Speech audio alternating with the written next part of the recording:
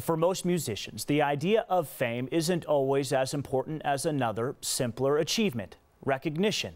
For one Colorado man, an album he made more than 3 decades ago practically went nowhere. But as 9 News storytellers Jonathan Gonzalez and Chris Cheline show us, recognition can truly be better late than never.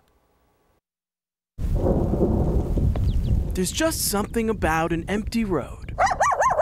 An empty road can take us in any direction. Are you talking to me? Kenny Knight's road has brought him here. It's called Fuzzy Pups. Running a dog resort in Parker. Okay. This wasn't always the road Kenny had paved for his life. His road was once carved out on the grooves of a record. Something wrong with this thing, Pam. If you ask his wife, she'll tell you. It's good music. He might be the best musician in Colorado. The more you listen to it, the more it kind of reveals itself. You've never heard of. Well, it sounds pretty good on that old record.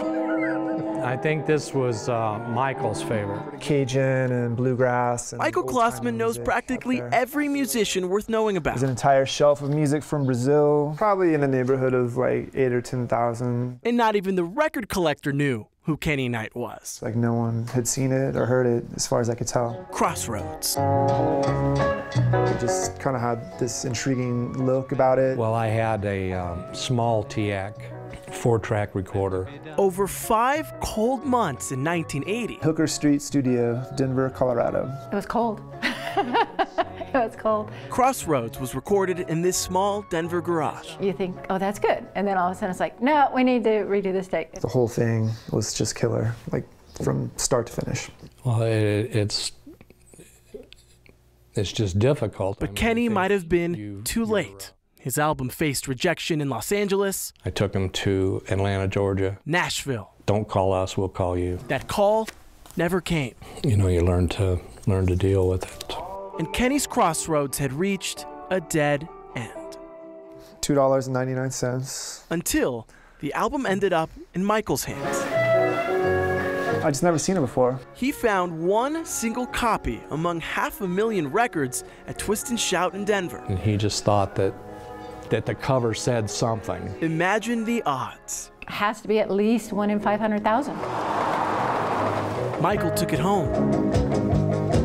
Anytime you find a record that's great, your hope is that you can find the artist. But he couldn't find a trace, so he asked a friend in the record industry to help. Within 24 hours, he'd found Kenny. And he says, the album Crossroads. And I said, they wanted the world to hear it.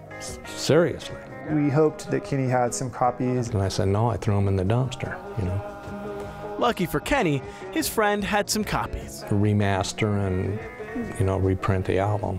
And he says, would you be up for that? And I said, yeah. Let somebody run with it that appreciates it. You know, what do you have to lose? Oh, yeah, we'll try it. Kenny Knight sold the rights to the music he held so close for so long.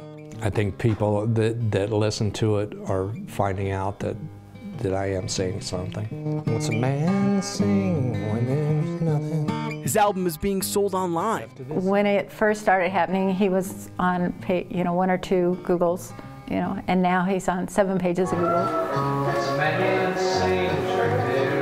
It's even being played inside the place it was discovered. How's it make you feel? Pretty good. America, with all of your beauty. Boys! Turns out Kenny's Crossroads didn't lead to a dead end after all. He's perfectly content on the country roads he now calls home. There you go. I mean, I'm glad it's happening, but... And he's happy to enjoy the ride from here. If anybody wants any new songs, they can contact me. With photojournalist Chris Cheline. I got a bunch of them. Jonathan Gonzalez, 9 News. Certainly is better late than never. Hey, Kenny's album is typically sold out on Amazon.com, but it can also be found on Spotify, and he even has his own Pandora station now. As for playing shows, Kenny says that's not likely, but he wouldn't mind writing some new songs for other artists. Hey, you never know. Yeah. It's a good sound right there.